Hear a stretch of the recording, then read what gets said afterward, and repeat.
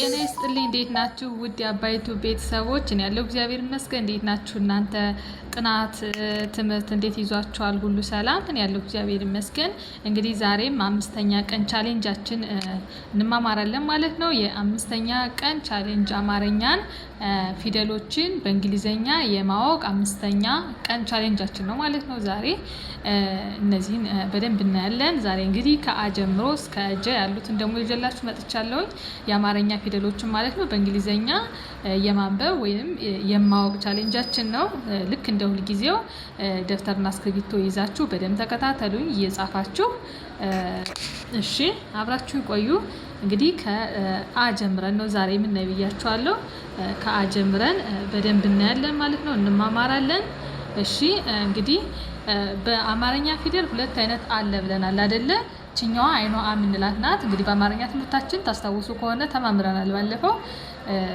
ሁለት አ አንዷን አይተናል። ዛሬ ደግሞ የምናየው ሌላኛዋን አ ነው ማለት ነው። በትናንትና ትምህርታችን አንዷን አይተናል። ዛሬ ደግሞ ችኛዋን እናያለን ማለት ነው። እሺ መጀመሪያ እንደተለመደው በአማርኛ እንቁጠር ከአ ጀምረን ማለት ነው። አ ኡ ኢ አ ኤ እ ኦ። በጣም ጥሩ። እንግዲህ በአማርኛ ቆጥረናል ማለት ነው። አሁን ደግሞ ወደ እንግሊዘኛ አጻጻፋቸውን እንሄዳለን። እንግዲህ የአ ለየት ይላል ብለናል አይደለ? የአ ትናንትና ብያቸዋለሁ። አጻጻፋቸው የሚሸመደድ አይነት ሳይሆን ለየት ይላል ይሄ። ስለዚህ እነዚህ ማወቅ ነው። ሁሉም ቫውሎች ናቸው ማለት ነው። ለምሳሌ የመጀመሪያዋ አ በእንግሊዘኛ ስትጻፍ ኤ ይሆናል። ኤ ብቻ ኤ። ኡ ሁለተኛ ፊደል ኡ ደግሞ ዩ ነው የምትሆነው አይደለ? ልክ እንደ ትናንት ነው። በነገራችን ላይ ሁለቱም አ በእንግሊዘኛ አጻጻፋቸው ወደ እንግሊዘኛ ስንሄድ ተመሳሳይ ነው። እሺ የሁለቱም ያው ግን ማወቅ ስላለባችሁ ነው ግዴታ። ዩ ይሆናል ማለት ነው። ወደ ሶስተኛ ፊደል ወደ ኢ ስንሄድ ደግሞ አይ ትሆናለች በእንግሊዘኛው ስንጽፈው ማለት ነው። አራተኛ አ ደግሞ አሁንም መልሰን ራሷን ኤን ነው የምንጽፍ። የመጀመሪያዋን ኤን እዚህ ጋር እንጽፋለን ማለት ነው። ከዛ ኤ አምስተኛ ፊደል ኤ ደግሞ አይ ኢ ይሆናል ማለት ነው። ከዛ ወደ ስድስተኛ ፊደል ስንሄድ ስድስተኛ ፊደል እ ነች። ስድስተኛ ፊደል ከሆነች ደግሞ ትናንትናን ኢ ትሆናለች ብለናል አይደል? እንዳልኳችሁ ተመሳሳይ ናቸው ሁለቱም አዎች ማለት ነው። ወደ እንግሊዝኛ ሲቀየሩ ምንም አይነት ልዩነት የላቸውም። ኢ ትሆናለች። ኦ ላይ ስንደርስ ኦ ደግሞ በእንግሊዝኛዋም ራሷ ኦ ትሆናለች ማለት ነው ወደ እንግሊዝኛ ስንጽፋት። በጣም ጥሩ። እሺ ቀጥለን ወደ ዘና የዘ ቤተሰብ ነው የምንሄድ። መጀመሪያ ግን የዘን ቤተሰብ በአማርኛ እንቆጥር። ከዛ በኋላ ወደ እንግሊዘኛ አጻጻፉ እንሄዳለን ማለት ነው። ዘ ዙ ዚ ዛ ዜ ዝ ዞ ዟ። በጣም ጥሩ። አሁን ወደ እንግሊዘኛ አጻጻፋቸውን እንሄዳለን። የመጀመሪያዋ ፊደል ዘ ለማለት ዜድ ኢ ይሆናል ማለት ነው። የመጀመሪያ ዜድ ነው የምናስገባ። ሁሉም ጋር አሁን የዘ ቤተሰብ ላይ ኮመና ዜድ። እሺ ሁሉም ላይ ዜድን ታስገባላችሁ ማለት ነው እዚህ ጋር። ከዛ አናባቢያቸው ብቻ ነው የሚለያየው። ስለዚህ ዜድ ኢ ይሆናል። የመጀመሪያ ፊደል ኢን ስለምትወስድ ኢን ስናስገባ ዜድ ኢ ይሆናል። ሁለተኛ ፊደል ዙ ላይ ስንሄድ ደግሞ ዙ ለማለት አሁንም ዜድን እናስገባለን። ዜድን እንደ ማንኛውም የዘ ቤተሰብ ዜድ ኮመን ስለሆነች ተነባቢ ዜድ እናስገባለን። ቀጥለን ሁለተኛ ፊደሎች አናባቢ ወይም ባውል ማንን ነው የምትጠቀሙ ብያችኋለሁ? ዩን ነው የምትጠቀሙ። ስለዚህ ዩን እንጨምራለን። ዜድ ዩ ይሆናል ማለት ነው።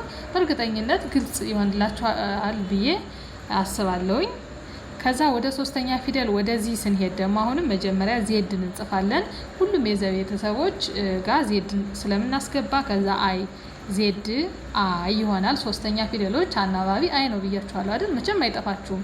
እዚህ በኋላ ህጎቹን መያዝ ነው ብያችኋለሁ። በቀላሉ አንደርስታንድ ለማድረግ ወይም ለማወቅ ማለት ነው። ዜድ አይ ይሆናል። ከዛ ወደ አራተኛ ፊደል ወደዛ ስንሄድ ደግሞ መጀመሪያ ዜድን እንጽፋለን። ዜድ ከዛ ኤ። እንግዲህ ዜድ ለሁሉም ዜድ እናስገባለን። አራተኛ ፊደሎች ኤን ባውላቸው ኤ ነው ባልኳችሁ መሰረት ኤ ይጨመራል። ዜድ ኤ ይሆናል ማለት ነው። አምስተኛ ፊደል ዜ ላይ ስንሄድ ደግሞ ዜድ መጀመሪያ ተነባቢ ወይም ኮንሶናንት ዜድ። ከዛ አምስተኛ ፊደሎች ማን አናባቢያቸው ማን ነው ብያቸዋለሁ። እሺ አይ ኢ አይደለ? በእርግጠኝነት ይህን መልስ እንደመለሳችሁ ተስፋ አደርጋለሁ። አይ ኢ ዜድ አይ ኢ ይሆናል ማለት ነው። ስድስተኛ ፊደል ዝ ላይ ስንደርስ ደግሞ ሳድሶች አናባቢያ ውስጥ ብለናል። ስለዚህ ዜድ ብቻ ይሆናል ማለት ነው። ከዛ ዞ ላይ ደረስ ነው። ዞ ላይ ስንሄድ ደግሞ አሁንም ዜድን እንወስዳለን። ከዛ ሰባተኛ ፊደል ማን ብለናል? እስኪ ንገሩኝ፣ ማን ብለናል? በእርግጠኝነት አሁንም ይሄንን እንደምትመልሱ ታውቃለሁ። ኦ አይደለ? ዜድ ኦ ይሆናል ማለት ነው። ከዛ ወደ ዲቃላ ሆሄ ስንሄድ ስምንተኛ ፊደሏ ዟ ትባላለች። ዟ ላይ ደግሞ ምን ብያችኋለሁ? መጀመሪያ ያው ተነባቢ ለዘ ቤተሰብ ዜድን ጻፉ ብያችኋለሁ። ዜድን ትጽፋላችሁ ዟን ለመጻፍ ማለት ነው ወደ እንግሊዘኛው። ከዛ አናባቢ ወይም ቫውል ለዲቃላ ሆሄ ምን ብያችኋለሁ? በትናንትና ትምህርታችን ዩኤን ሁልጊዜም ዩኤን ውሰዱ ብያለሁ። ስለዚህ ይሄንን እናንተ ልብ ብላችሁ ማወቅ አስፈላጊ ነው ማለት ነው። ስለዚህ ዜድ ዩ ኤ ይሆናል ማለት ነው። በጣም ጥሩ። ቀጥለን ምን ሄደው ወደ ዠ ቤተሰብ ነው። እሺ እንቁጠር። መጀመሪያ ዠ፣ ዡ፣ ዢ፣ ዣ፣ ዤ፣ ዥ፣ ዦ፣ ዣ። በጣም ጥሩ። እንግዲህ እነዚህ ደግሞ ዠና የዠ ቤተሰቦች ናቸው ማለት ነው። እነዚህንም በእንግሊዘኛው ማወቅ ስላለብን የእንግሊዘኛ አጻጻፋቸውን እናያለን ማለት ነው። ስለዚህ የመጀመሪያ ፊደል ዠ ወደ እንግሊዘኛ ሲጻፍ ምን ይሆናል? ዜድ ኤች ኢ ይሆናል ማለት ነው። ምን ጊዜም ዜድ ኤች። እንግዲህ ዠ ላይ ደግሞ ልክ ዘሌ ለምሳሌ ዜድ መጀመሪያ ሁሉም ላይ ዜድ ታስገባላችሁ ብያችኋለሁ አይደል? ከላይኛው ከዛ ወደ ዠ ስንሄድ ደግሞ ዜድ ኤች ኤችን ትጨምራለች። ዜድ ኤች ሁሉም ላይ እናስገባለን። ያው አናባቢያቸው ይለያያል። ዜድ ኤች የመጀመሪያ ፊደል ኢ ስለሚያስገባ ዜድ ኤች ኢ ይሆናል። ወደ ሁለተኛ ፊደል ስንሄድ ዡ ደግሞ አሁንም ዜድ ኤችን እናስገባለን። ከዛ ሁለተኛ ፊደል አናባቢ ዩ ስለሚያስገባ ልክ እዚህ ጋር አሁን ዙ ላይ ዩ አለች፣ እዚህ ጋርም ዩን እናስገባለን ማለት ነው። ዜድ ኤች ዩ ይሆናል። ዥ ላይ ስንሄድ ደግሞ ምን ይሆናል? ዜድ ኤች አይ። ለምን ብትሉ ዜድ ኤች ሁሉም ጋር ታስገባላችሁ የዠ ቤተሰብ ላይ።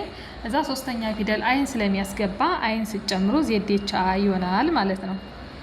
እሺ ወደ አራተኛ ፊደል ስንሄድ ዣ ናት። ዣ ላይ ደግሞ አሁንም ዜድ ኤች ምንጊዜም ይገባል። እዛ አራተኛ ፊደል ኤን ትጠቀማላችሁ ባልኳችሁ መሰረት ዜድ ኤች ኤ ይሆናል ማለት ነው። ከዛ አምስተኛ ፊደል ዠ ደግሞ ዜድ ኤች ምንጊዜም አለ። ከዛ አይን ስንጨምር ዜድ ኤች አይ ኢ ይሆናል። ለምን አይ ለአምስተኛ ፊደሎች አይ ኢን አስገቡ ብያለሁ አይደል? አናባቢ በጣም ጥሩ። ከዛ ዥ ስድስተኛ ፊደል ዥ ደግሞ ዜድ ኤች ብቻ ይሆናል ማለት ነው ሳድስ ስለሆነ። ከዛ ዦ ላይ ስንደርስ ደግሞ ዦ መጀመሪያ ዜድ ኤችን እንጽፋለን። ከዛ ሰባተኛ ፊደሎች ኦን ይጨምራሉ ባልኳችሁ መሰረት ኦ ሲጨምር ዜድ ኤች ኦ ይሆናል። ዟ ስንል ደግሞ አሁንም ዜድ ኤች አለ። ከዛ ዟ ምንድነው? ዲቃላ ሆሄ ነው። ስለዚህ ልክ እንደ ዟ ላይ ዩኤን አስገብታችኋል። ዟ ላይም ዩኤን ታስገባላችሁ። ዜድ ኤች ዩኤ ይሆናል ማለት ነው። መልካም እሺ፣ ግልጽ እንደሚሆንላችሁ ተስፋ አደርጋለሁ። ቀጥለን አሁን ወደ የቤተሰብ ልንሄድ ነው ማለት ነው። እንግዲህ መጀመሪያ የኤም ቤተሰብ በአማርኛ እንቁጠር። ከዛ ወደ እንግሊዘኛው እንሄዳለን። የ፣ ዩ፣ ይ፣ ያ፣ የ፣ ይ፣ ዮ። በጣም ጥሩ። ቀጥለን ወደ እንግሊዘኛው ስንሄድ እንግዲህ የቤተሰብ ላይ ዋይ ሁሉም ጋር ዋይ ትገባለች። እሺ ዋይ ምንድናት? ኮንሶናንት ወይም የቤተሰብ ተነባቢ ናት። ይሄንን ያዙ። ስለዚህ የመጀመሪያ ፊደል ዋይ፣ ከዛ የመጀመሪያ ፊደሎች አናባቢ ወይም ቫውል ኢን ስለሚጨምሩ ኢን ስንጨምር ዋይ ኢ ይሆናል ማለት ነው። እሺ ቀጥሎ የምናየው ማንን ነው? ዩን ነው። ዩን ደግሞ ስንጽፍ መጀመሪያ ዋይን እንጽፋለን የቤተሰብ ስለሆነ። ከዛ ሁለተኛ ፊደል ዩ ስለሚጨምር ዋይ ዩ ይሆናል። ከዛ ሶስተኛ ፊደል ይ ላይ ስንደርስ ደግሞ መጀመሪያ ዋይን ይወስዳል። ከዛ አይን ዋይ አይ። ለምን? ሶስተኛ ፊደል ስለሆነች ማለት ነው አይደለ? አራተኛ ፊደል ያ ደግሞ ልክ ዋይን እንጽፋለን። ከዛ አራተኛ ፊደል ኤን ስለሚወስድ ዋይ ኤ ይሆናል። ደግሞ አምስተኛ ፊደል ምን ብለናል? ዋይ ከዛ አይ እንጨምራለን። ዋይ አይ ኢ ይሆናል። እሺ ስድስተኛ ፊደል ደግሞ ዋይ ብቻ ናት የምትሆነው። ከዛ ሰባተኛ ፊደል ዮ ላይ ስንደርስ ደግሞ ዮ መጀመሪያ ዋይን እንጽፋለን። ከዛ ሰባተኛ ፊደል ኦን ስለሚጨምር ዋይ ኦ ይሆናል ማለት ነው። መልካም። ቀጥለን ወደ ደና ወደ ደ ቤተሰብ እንሄዳለን። አሁንም አብራችሁ ቁጠሩ። መጀመሪያ ደ ዱ ዲ ዳ ዴ ድ ዶ ዷ። በጣም ጥሩ።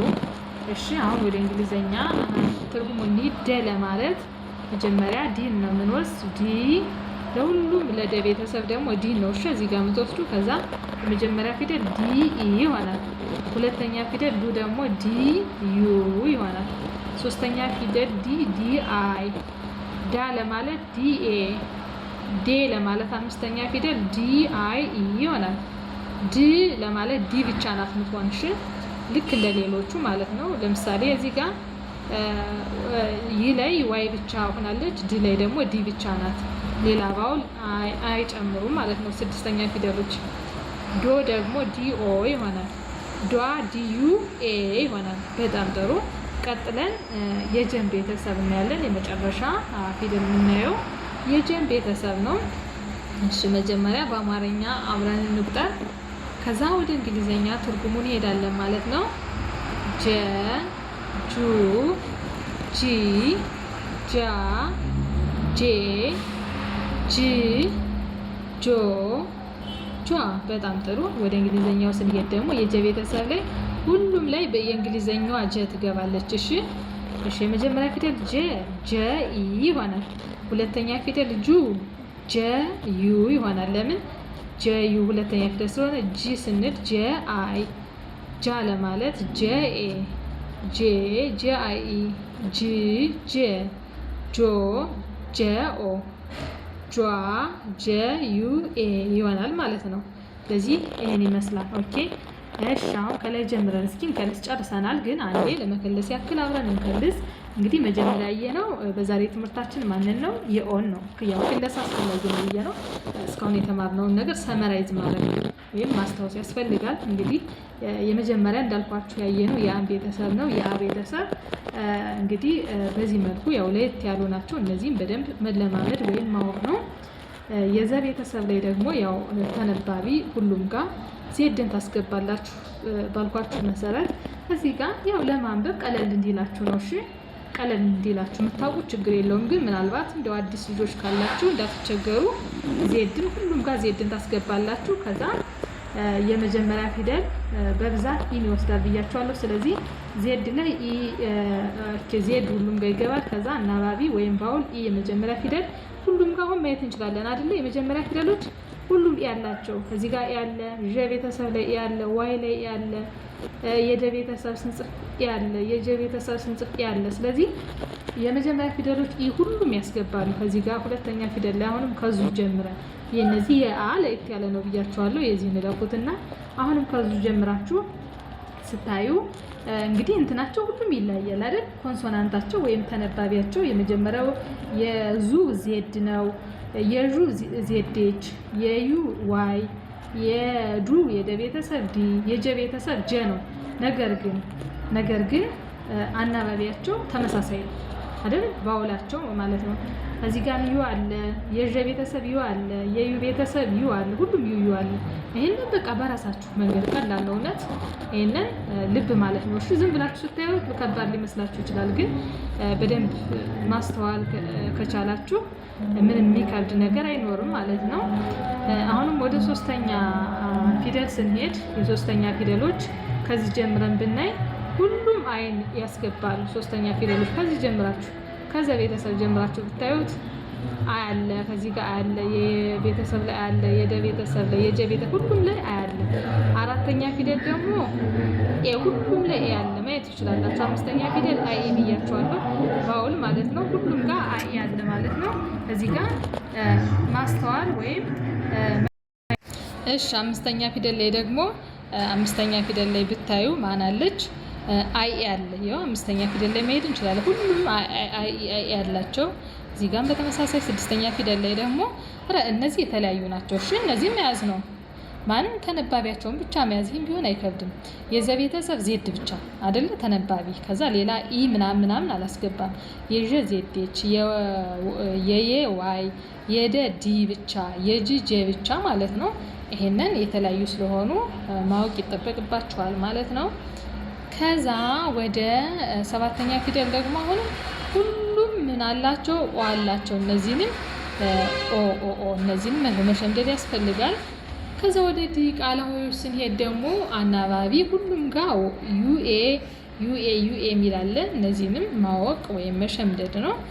ስለዚህ እንግዲህ ቀለል አድርጋችሁ እኔም ቀለል ባላቀራረብ ነው አይ ቲንክ ይዤላችሁ የቀረብኩት። እናንተም ቀለል አድርጋችሁ አንብቡ። ነገ ደግሞ ሌሎች ያላየናቸውን ፊደሎች እናያለን ማለት ነው። ለዛሬ ግን ሁሌ እንደምላችሁ የቤት ስራ ልስጣችሁ። እንደ ቤት ስራ ቁጠሩትና እነዚህን በደንብ ደብተር ላይ ጽፋችሁ ዛሬ የተማማርነውን ቪዲዮ በደንብ እየመላለሳችሁ በደንብ ሸምድዳችሁ ነው። እሺ በደንብ ከዛ ወደ ቀጣይ ለመሄድ ወደ ነገ ትምህርታችን ለመሄድ ጉጉት ያደርባችኋል። ወደ ሌሎችም ከዛ እነዚህን ጨርሰን እኮ ገና እንማማራለን አይደለ? አረፍተ ነገር ቃላት እየመሰረትን እናያለን። ወደ እንግሊዝኛ እየቀየርን አረፍተ ነገሮችን እናያለን። ያለ ማድረግ ደግሞ ይሄንን ቀድማችሁ በደንብ ማንበብ ጥርት አድርጋችሁ መጨረስ ይገባል ማለት ነው። ስለዚህ እነዚህን አንብቡ። ለዛሬ ይበቃናል ማለት ነው። ነገ ደግሞ ሌላ ትምህርት እንገናኛለን። ሰላም ሁኑ።